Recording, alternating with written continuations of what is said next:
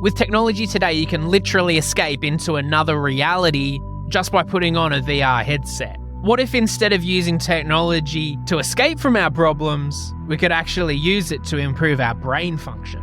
Virtual reality has the potential to tackle cognitive illnesses, enhance learning, and even diagnose neurological issues. What are the scientific principles behind all of it? And is it an application of technology that's really viable, or just another gimmick? With me today on the show, THT Ambassador Nathan Moore speaks with Amir Bozorgzadeh, the co-founder and CEO of Virtuleap, a company that's pioneering the use of virtual reality in neuroscience. In this episode, we talk about the evolution of the VR industry, focusing on increasing serious applications across healthcare, education, and wellness. How Virtuleap is carving a niche in cognitive monitoring, therapeutics, diagnostics, and digital biomarkers. And what you need to know about the current cognition crisis and how technologies like VR can offer solutions. Collaboration starts with a conversation, Team HealthTech. Let's make it happen. This is Talking HealthTech with me, Peter Birch, featuring content and community about technology in healthcare. Thanks for joining us, Amir. It's really great to have you to chat today. Could you give us a bit of an overview of Virtuleap's mission and how you guys are utilizing technology to address cognitive illness, disorders, and learning challenges? Yeah, thanks for having me, Nathan. Virtuleap was founded in 2018. It was about 4 years of stealth development, really the combination of emerging technologies like virtual reality and what can they do when you combine them with neuroscience, like bleeding edge neuroscience. And specifically, we create products that are about addressing cognitive illnesses like Alzheimer's, learning challenges like ADHD, but also general cognitive health. Can we unlock the neurosciences, make it accessible to the general population as well as at-risk groups, give this like superpowers of virtual reality, which it does have specifically in healthcare, and most specifically in helping us improve our brain health. I would like to unpack a little bit. I did a little bit of LinkedIn stalking before we did this, and I'd love to unpack a little bit more of your background and actually what led you to this point. So I can see that you've previously founded companies in gaming and social impact before moving into VR and neuroscience. Can you share a bit about your journey of how those experiences have really shaped this current venture and what you're doing now? I sometimes feel like a fraud when I am given a question that requires a narrative to retrospectively kind of put the puzzles together as if it was some Hollywood movie. But it does feel sometimes like you have some impulses in certain directions that thankfully you kind of get step by step in your early 20s, your career, your awkward, very awkward period. I'm with you. And I knew I loved technology. I loved technology when it was applied to social impact. When I did some forays into startup, ventures in the earlier days, late 20s and then early 30s, it was always social impact. And they were experiments which kept on giving me more signals of where I thought, was the most exciting part that got me most alive. That's always been the driving force. I wanted to get into virtual reality because somehow I realized that I could use this technology to treat my vertigo, my fear of heights. And that made me a believer. My next step was, I have no background in it. I was a market researcher. I was a games publisher.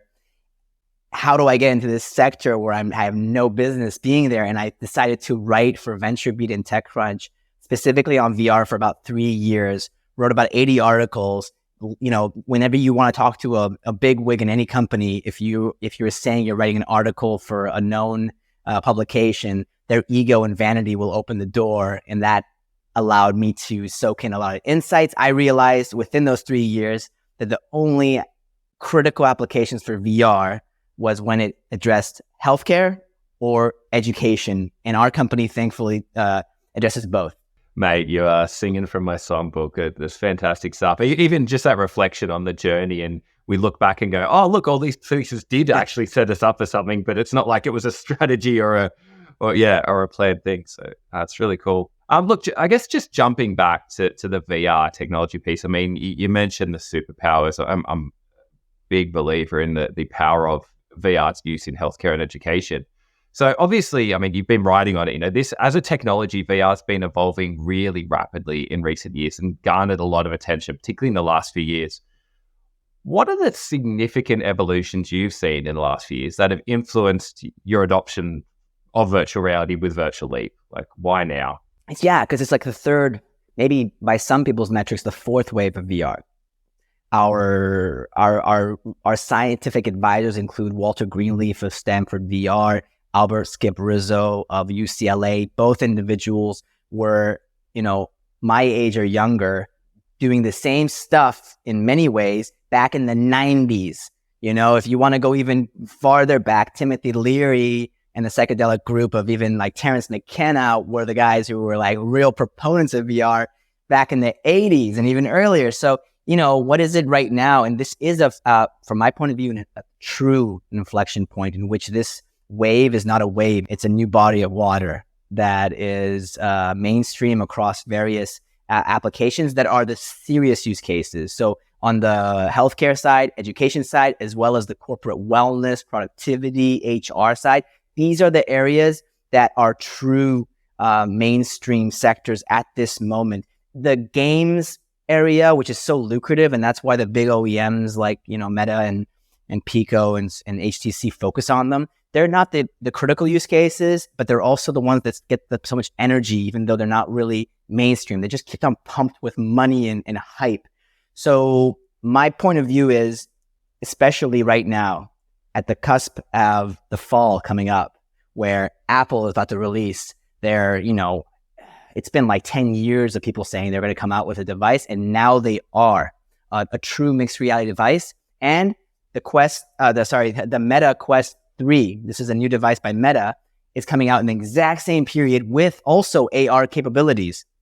This is going to be a very big event. The main thing you got to do is not pay attention too much to the journalists. My experience is they are just groupthink. They'll say VR is dead, like they did in 2018, and they'll say it's alive. They're so fickle. And then VCs, they're also not to be trusted either. Don't listen to either of those groups. If you're in this sector, the ones I love the most are the technologists and the researchers, the people with real actual anchorage into this sector and a mission. They're the ones to always listen to. But unfortunately, sometimes they're not the loudest in the room. Yeah, no, I hear you, mate. It's a healthcare provider working in VR research at the moment. There's a lot of noise in the space. I think for me, that really seeing, like you highlighted it, the Apple, the Quests, when they came out, these standalone devices with significant processing power that we could use untethered in locations of our choosing, like that. For me, was that real magic point that we saw. Like, VR's dead 2018. We've then got a Quest 2, a 6 degree of freedom headset we can walk around with. Yes. Yeah. But you said there, people were calling 3DOF, 3 degrees of freedom headsets 5 years ago. They were calling that VR. It's not VR. Yeah. And right. And now this Quest 3, by the way, is going to be half the weight of the Quest 2. Huge for healthcare. Huge for at-risk groups like senior living populations and the like, where this technology, in fact, is booming in many respects in markets like the US. Yeah, absolutely.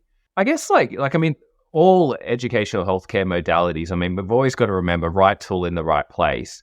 And there's lots of other ways we can deliver education to our patients and things like that. So for you in Virtuleap, what are some of the unique features of VR that have made you adopt this over, say, traditional screen-based medium or other ways you could support these patient populations? If I were to murder someone and then get investigated by the police, maybe they would still use that amazing device. The upside of that horrible moment in my life would be getting finally to use a lie detector test. And there's a part of our body, our system, that doesn't agree with what we want consciously to say. So there's a discrepancy, right, between the body and there's an intelligences in the body that we're unaware of, that we're unconscious of.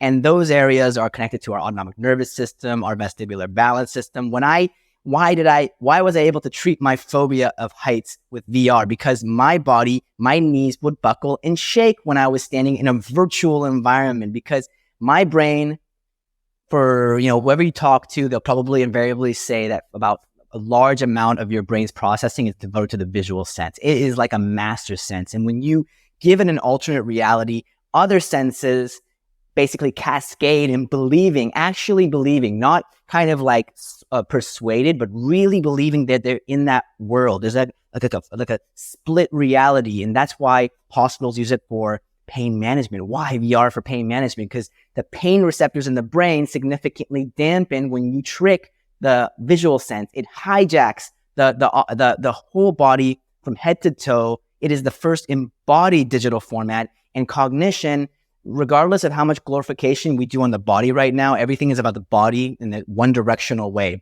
Good body, good mind, but no other angle. We do some light talking in the new age networks of cult leaders and stuff, but we don't like really say what you do in the mind also has a psychosomatic effect, impact in the ways of those, awesome Pai Mei, Eastern mystics used to always say mind and body is one. That's the reason. And especially with cognition, I say cognition is embodied. It is in neuroscientists, I think they're always confused like physicists of actually what's going on. It's a huge ocean, and VR needs to be the way to use digital formats because it engages everything. Our body, our physicality, our gesticulation, our physiological side, everything comes in one device.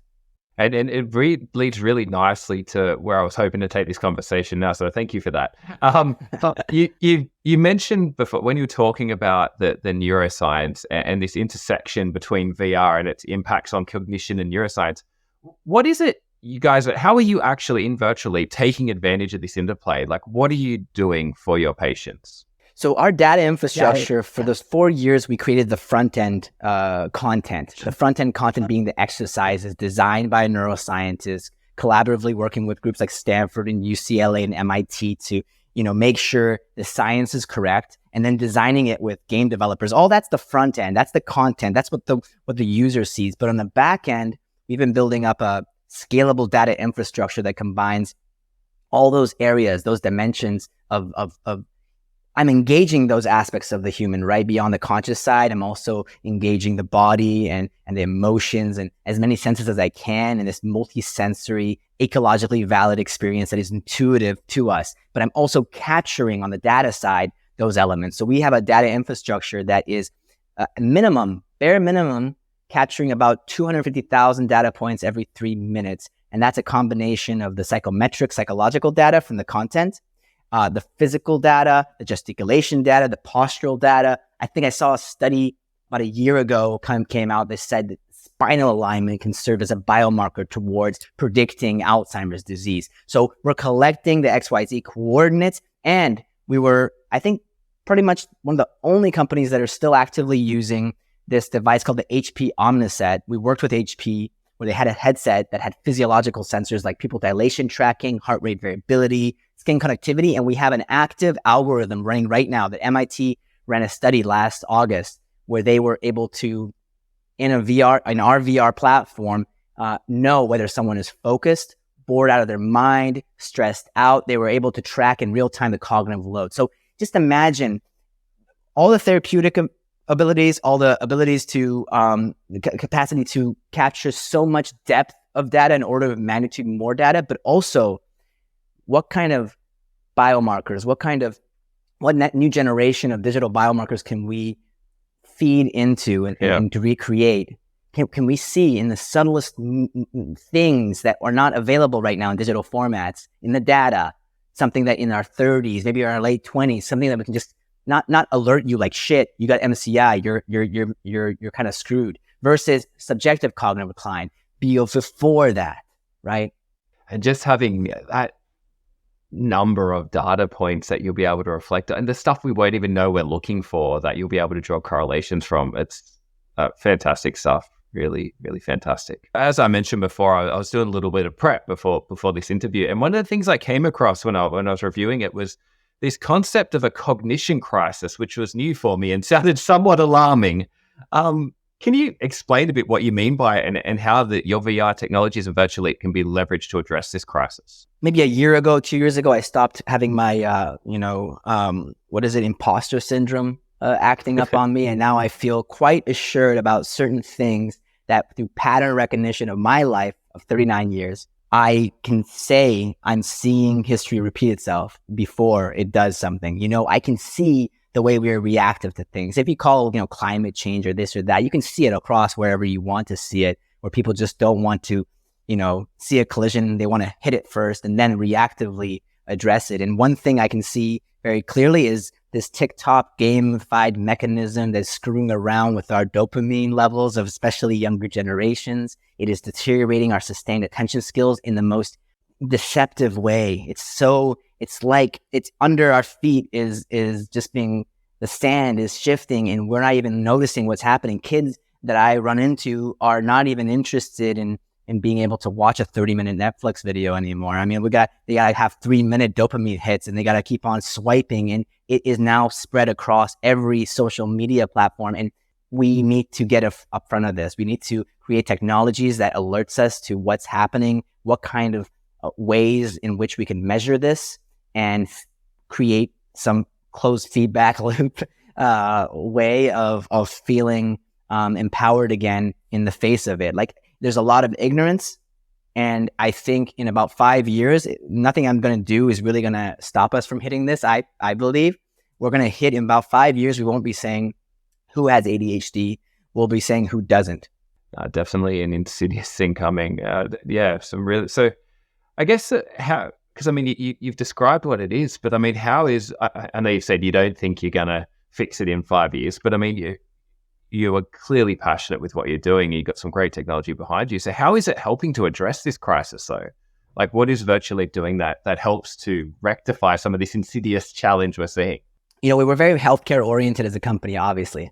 We have a lot of clinical studies right now happening across therapeutic areas like ADHD. And I think it's a therapeutic when you have a cognitive deficit. I don't think our technology is going to allow you to become smarter at all, really. Yep. If you have a good, healthy, wholesome life. I believe when you're got chemo brain or long COVID or TBI or something, then it can help you boost you somehow, right?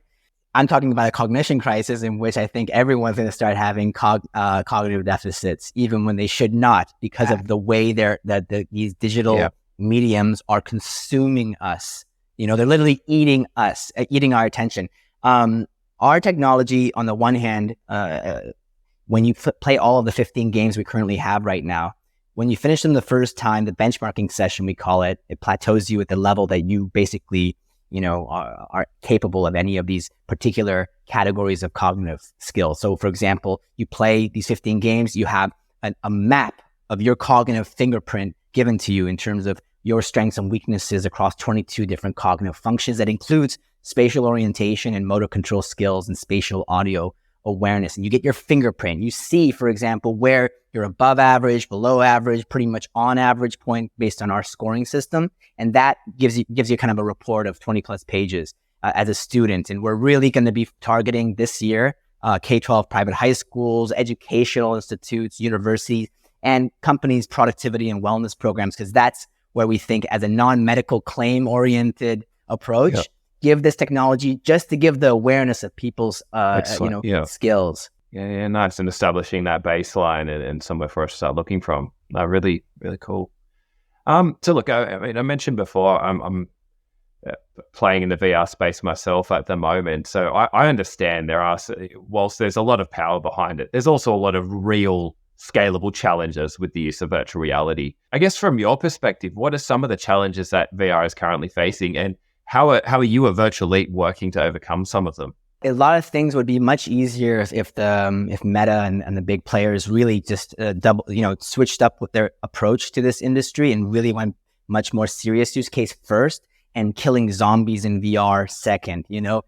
If they did that, I think this industry maybe a few years ago would have been in different footing even right now, and the revenues would be much better because they're chasing phantoms when they chase the B2C sector only. The retention levels, they don't share that even with us. It's not professional even, this sector, the way it's being given to us. So that's not going to change. I think they're going to keep on going towards B2C as the main approach. Maybe with this device, they'll give enough resources where they'll see that they should be giving a lot of effort on social impact use cases, these kinds of things. The biggest scary thing for me with VR ultimately is whenever there's a new hype cycle, like what we're about to see with Apple's launch, which will happen, a lot of cowboys come in with really badly made VR that also gives us a very bad look.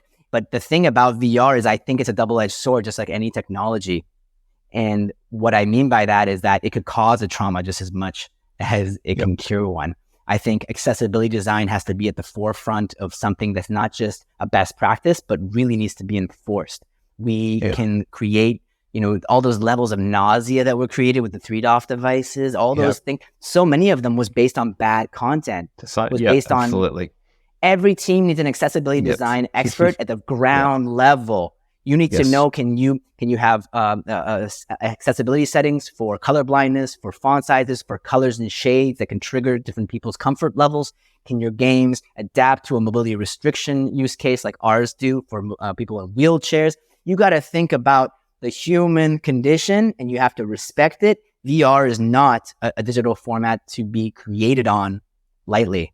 Particularly in that digital therapeutic space, like, these are the people we're trying to support. That accessibility has to be front and foremost. And mate, the snake oil salesman, the hype men behind some of this stuff just coming in with, they're coming solutions for problems. They're coming. I feel them. I feel their breath behind my neck right now. You're just preparing to make some good, quick money. It's time to make some money off the people who are suggestible, right? It's sickening, to be honest, when it comes to healthcare sectors, but they're there. We've talked about some of the challenges, and I'm with you. We need to see that actual enterprise focus, and this, here's how we scalably have an architecture that supports that. But let's jump back to Virtuleap for a minute. So tell me a bit about the future of Virtuleap. What is the next big thing you're working on, or just something that's gets you out of bed in the morning that you're doing with Virtuleap?